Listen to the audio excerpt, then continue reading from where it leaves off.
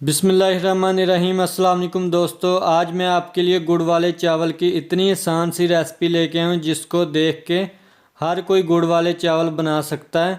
तो इस रेसिपी को आपने अंत तक ज़रूर देखना है। इस रेसिपी में हम आपको सभी टिप्स बताएंगे। तो चलें अपनी रेसिपी को बनाना स्टार्ट करते हैं। और मैंने ये 2 किलो चावल लिए, सुपर बासमती है ये चावल। अक्सर लोग हैं जो सेलत चावल यूज़ करते हैं, तो आज हम ये सुपर बासमती से ये रेसिपी बनाएंगे।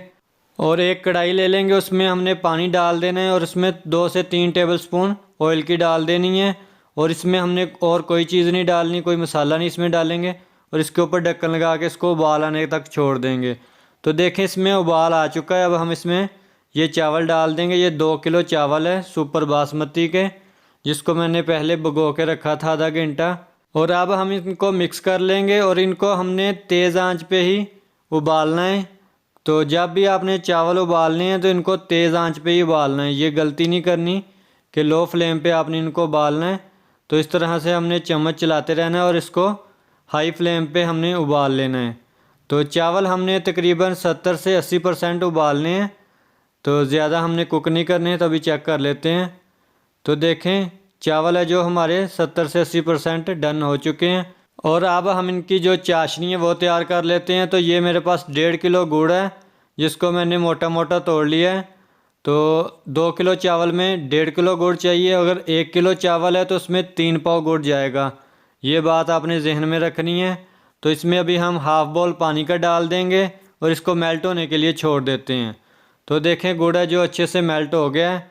अभी हमने इसको थोड़ी देर और पकाना है ताकि चाशनी हमारी जो अच्छे से बन जाए। तो दोस्तों चैनल पे न्यू हो तो चैनल को ज़रूर सब्सक्राइब कर लें। वीडियो अच्छी लगे तो इसको लाइक करें, कोई प्यारा सा कमेंट करें। तो देखें चाशनी जो हमारी डन हो चुकी है। अभी हमने फ्लेम को बंद कर देना है और चलते हैं ये नेक्स्ट स्टेप की तरफ। तो यहाँ पर हमने एक कढ़ाई ले लेनी है, उसमें 1.5 पाव घी डाल देना है और इसको मेल्ट होने के लिए छोड़ देना है। तो इस रेसिपी में हमने घी यूज़ करना है क्योंकि इसमें टेस्ट बहुत अच्छा आता है घी का, तो इसलिए हमने इसमें घी यूज़ करना है। और देखें घी है जो अच्छे से गर्म हो चुका है। अब हम इसमें 5 से 6 अदद छोटी इलायची डाल देंगे और 5 से 6 ही लौंग इसमें डाल देंगे। और 1 से 1.5 बादियान का फूल है ये इसमें डाल देंगे। और ये 1.5 टेबलस्पून इसमें सौंफ की डाल देंगे। सौंफ हमने इससे ज़्यादा नहीं इसमें यूज़ करनी क्योंकि इसका जो टेस्ट है ना बहुत तेज़ होता है, तो इसलिए हमने इसमें कम ही यूज़ करनी है।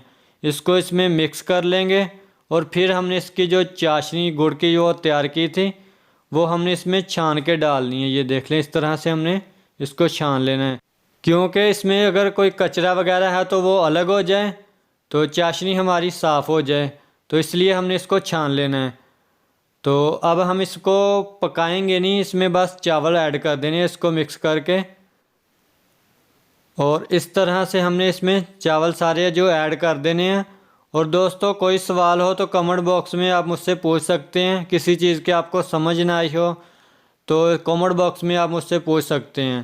तो इस तरह हमने आस्ता से इसको चावलों को जो है ना मिक्स कर लेना है ताकि चावल हैं जो हमारे टूटे नहीं। तो देखें इस तरह से मैंने चावल जो है सारे मिक्स कर लिए हैं।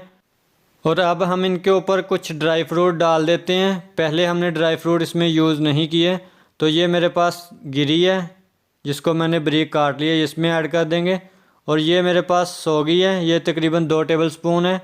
और ये तकरीबन 15 से 20 बादाम है जिनको हमने भिगो के छील लिया है। और ये तकरीबन 2 अंडे हम इस पर डाल रहे हैं। ये लें इस तरह से हमने काट के इसके ऊपर डाल देने हैं।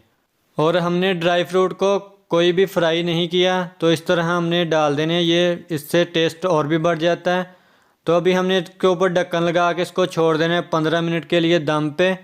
और इसके नीचे तवा रख लेंगे।